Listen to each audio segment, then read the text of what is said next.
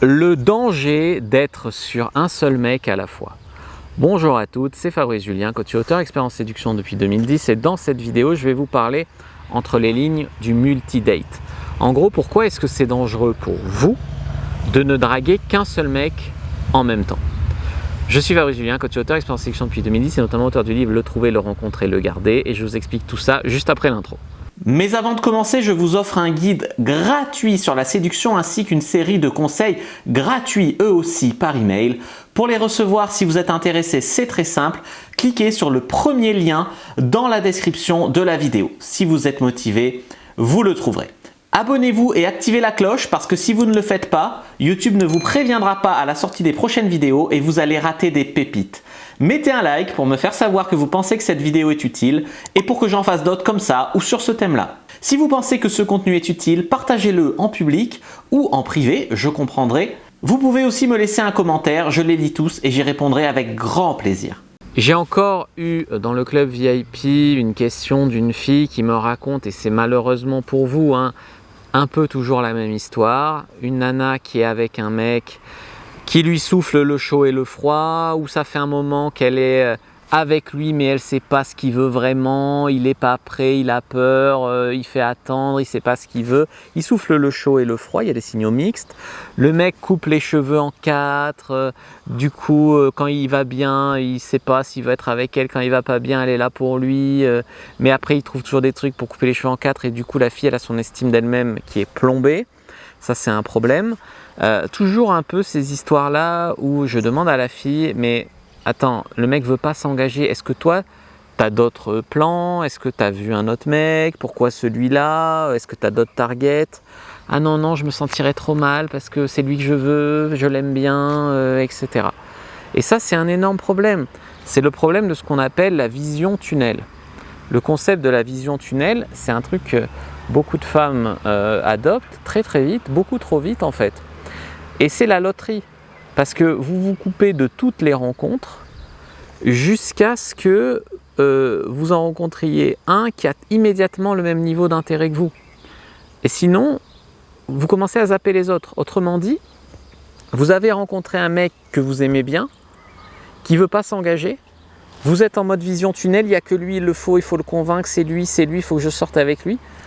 Vous avez un autre mec qui vous attend sur Tinder ou qui vous a proposé de sortir parce qu'il vous a rencontré par une copine, vous ne le calculez pas parce que vous êtes en mode vision tunnel sur l'autre gars qui était juste en fait là en premier, c'est tout en vérité, qui vous a plu et qui était là en premier. Vous êtes fermé toutes les autres portes parce que vous avez été bien conditionné par la société à vous dire « je ne pourrais pas me regarder en face si je voyais deux mecs en même temps ». Mais c'est délirant. Quand tu veux acheter un appartement, j'espère que tu n'achètes pas à ta première visite. J'espère que tu étudies un peu le marché. Encore une fois, je ne suis pas en train de te dire baise avec tous les mecs et prends le meilleur.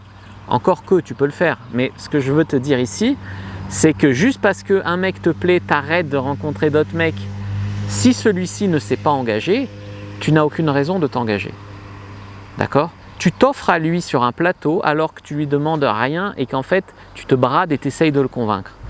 Donc, c'est du conditionnement, je ne veux pas faire de multi-date parce que ça ne se fait pas, nanana. Lui, il voit d'autres nanas, hein, t'inquiète pas, sinon il serait sûr de toi. Donc évidemment, par contre, un homme qui voit que toi et qui te donne que des signaux verts et que c'est clair et qui veut un couple avec toi, que tu veux un couple avec lui et que ça marche comme sur des roulettes, ne va pas compliquer les choses en faisant du multi-date.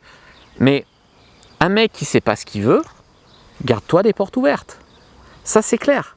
Donc, ça, c'est clair.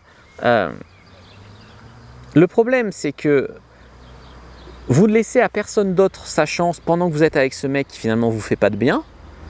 Et ce mec qui vous fait pas de bien, vous lui pardonnez tout, tandis qu'avec les autres, vous êtes très pointilleuse et vous les disqualifiez pour des trucs que vous passeriez à l'autre gars. Encore une fois, l'autre gars, son seul avantage, c'était d'être là en premier. C'est tout. Donc, parce que vous êtes mis en mode cohérence, je peux en voir qu'un, j'aimerais bien le convaincre, il y a de l'ego aussi, enfin voilà. En fait, si vous ne faites pas ce qui va vous faire sentir bien, Si vous ne vous mettez pas avec un mec qui va vous faire sentir bien, mais que vous vous mettez avec un mec qui va vous faire sentir désespéré, vous allez vous sentir moins bien, vous allez rentrer dans un cercle vicieux qui va faire baisser votre estime de vous, qui va faire que vous allez vous faire facilement marcher dessus par tous les mecs, qui va faire que ça va être des histoires répétitives, etc. etc.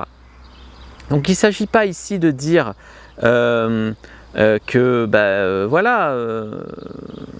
mec qui vous plairait pas, vous allez le voir quand même. Mais ce que je veux dire, c'est que, comment vous dire ça? Il ne s'agit pas de dire que ce mec qui vous plaît et qui ne sait pas trop ne vous plaît pas. Il s'agit pas de mentir, de se mentir ou de faire de la méthode Coué autoconviction. Non, il s'agit juste de ne pas se couper du reste du monde parce que tu as rencontré un gars qui te plaît tant que celui-ci ne sait pas ce qu'il veut. Ça, c'est clair. C'est juste du respect de soi en fait. Parce que lui, en plus, il va le sentir ou le savoir que toi, tu es acquise à lui. Lui, sans rien te donner, tu es acquise à lui. Et rien qu'à lui. Tu lui donnes ce qu'il y a de plus cher, c'est-à-dire ta chatte, quoi. Donc, moi, ce que je vous conseille, c'est que arrêtez d'être facilement manipulable avec un peu d'espoir. Le mec vous laisse juste un peu d'espoir, vous lui donnez tout. Ça va pas, ça va pas. Donc en gros, il te donne un peu d'espoir de temps en temps, il te voit ou de temps en temps il t'écrit un SMS, ça te permet de te garder rien que pour lui. Après, le reste du temps, il te met au congélateur, il envoie d'autres, etc. Et toi, tu rationalises, tu dis mais non, c'est pas possible, c'est qu'il est occupé, ou c'est... Mais arrêtez de vous faire prendre pour des connes comme ça, quoi, c'est clair. C'est clair parce que vous allez tomber de haut, quoi, voilà. J'espère que cette vidéo vous aura ouvert les yeux. Je sais que ce n'était pas forcément très agréable. En tout cas, sachez que dans le club VIP, je suis là pour vous aider, pour vous accompagner et qu'il y a à l'intérieur toutes les connaissances dans la formation en ligne. En plus, je suis là pour vous répondre, mais en plus, dans la formation en ligne, il y a les réponses à ça, hein. Donc, si vous vivez ça, foncez, quoi. Moi, je vous dis à bientôt et que le Dieu de la séduction soit avec vous, les amis.